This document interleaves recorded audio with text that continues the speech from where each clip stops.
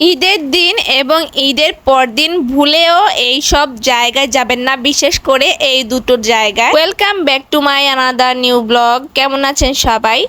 আশা করছি সবাই খুব ভালো আছেন, আমিও ভালো আছি। ঈদের পরের দিন ভাবলাম একটু ঘুরে আসি, ভালো লাগছিল না বাসায়, তো ভাবলাম এমন সময় তো একটু মানুষ থাকবে সব জায়গায়, একটু ঘুরতে ভালোই লাগবে, আনন্দ লাগবে, একটা ঈদ ঈদ আবহাওয়া লাগবে, তার জন্য ঘুরতে বের হয়ে গেলাম।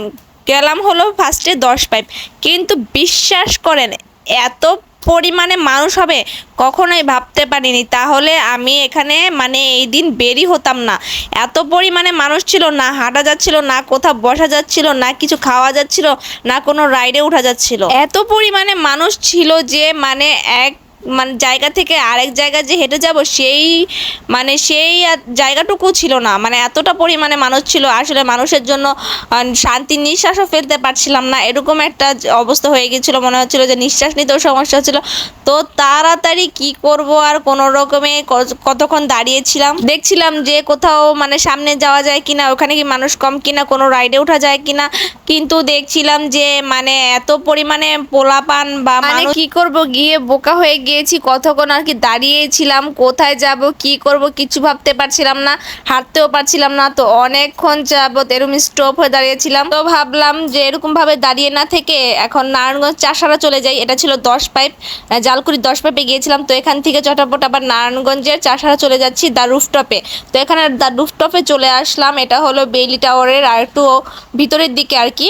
তো এই রুফটপে চলে আসলাম, ওয়েদারটা ভালোই ছিল, পরিবেশটা খুবই সুন্দর ছিল, কিন্তু মানুষ ছিল আর কি, একের পর এক আর কি মানুষ আসতেই ছিল। তো এটা হলো অ্যালাইড হসপিটাল যে হয়েছে সেইটার পাশে আর কি।